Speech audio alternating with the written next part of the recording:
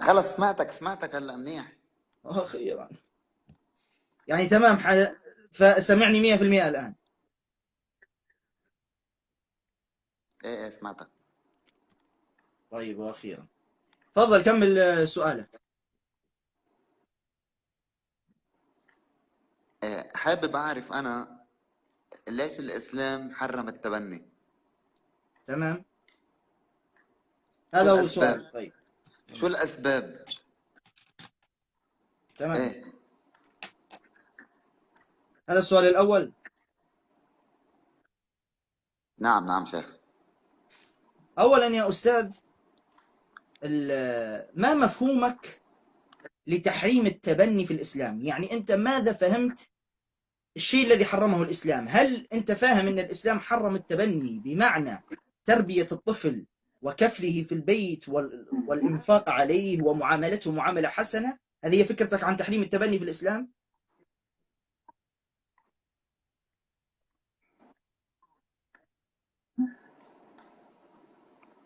ألو،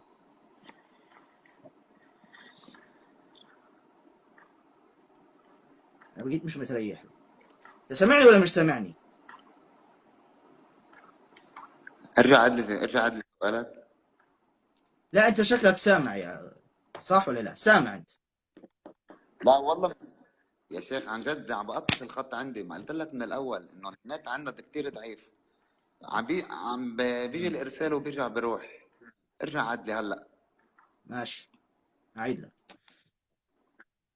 قلت لك أنت ما هي وجهة نظرك في تحريم ايه. الإسلام للتبني؟ هل فاهم أن الإسلام حرم التبني بمعنى حرم كفل الطفل وتربيته والإنفاق عليه وتعليمه ومعاملته معاملة حسنة؟ هذا أنت مفهومك لتحريم التبني في الإسلام؟ صح. هذا هو مفهومك؟ صح. هذا مفهوم خاطئ 100%. لماذا؟ اوكي. لأن الإسلام الذي حرمه هو أن تنسب هذا الولد للآب، بمعنى تجعله ابنه. لكن الإسلام لم يمنع بأن يكون هذا الابن، تأخذ هذا الابن وتربيه عندك، تمام، وتعلمه وتنفق عليه وتكفله. هذا جائز في الإسلام، وليس جائز وحسب، بل وله أجر عظيم. الرسول صلى الله عليه وسلم في الحديث الصحيح يقول: أنا وكافل اليتيم كهاتين، وأشار بالسبابة والوسطى. شوف المسافة بين السبابة والوسطى، هذه هي مسافة كافل اليتيم والنبي صلى الله عليه وسلم في الجنة. اوكي. ليبين لأمته مكانة وعظمة كفل اليتيم. الإسلام لم يمنع أبدا أن تكفل هذا اليتيم، تعلمه، تربيه، تنفق عليه، تعامله معاملة حسنة. كل هذا بالعكس، الإسلام حث عليه في عشرات الأحاديث، وأعطيتك حديث واحد. لكن الذي منعه الإسلام أن تسجل هذا الابن باسمك أنت. لماذا؟ لأن هذا فيه عواقب ليست حميدة. أول شيء الميراث. يعني لو أنا مثلا الآن، تمام، عندي بنت عندي بنت وحيدة، اوكي. وتبنيت ولد وكتبته باسمي، إذا أنا متت سيرثني هذا الولد. لماذا؟ لأنه ابني، أصبح ابني. طيب، في حال أنا متت وورثني، من الذي سيأخذ أكثر؟ بنتي من صلبي ولا الابن الذي تبنيته؟ الابن الذي تبنيته سيأخذ أكثر من بنتي الحقيقية، وهو ليس ابني. فهذا فيه ظلم للابن الصلب الحقيقي. اوكي. تمام، فلذلك الإسلام حرم ذلك، لأن هكذا سيأخذ هذا الغريب. هو غريب أولا وأخيرا، غريب مهما فعلت، سجلت باسمك أو لم تسجله، هو سيبقى غريب. فبالتالي سيأخذ أكثر من ابنتك الحقيقية، وهذا ظلم للابنة الحقيقية. حتى هي يعني ستشعر أن الشرع الإسلامي ظلمها. ولماذا ظلمني الشرع الإسلامي؟ فبالتالي الإسلام منع هذا، بحيث أنك لا تسجله باسمك. كذلك الإسلام يقدر الآباء الحقيقيين. هذا الابن له أب حقيقي. من أنت حتى تسجله باسمك؟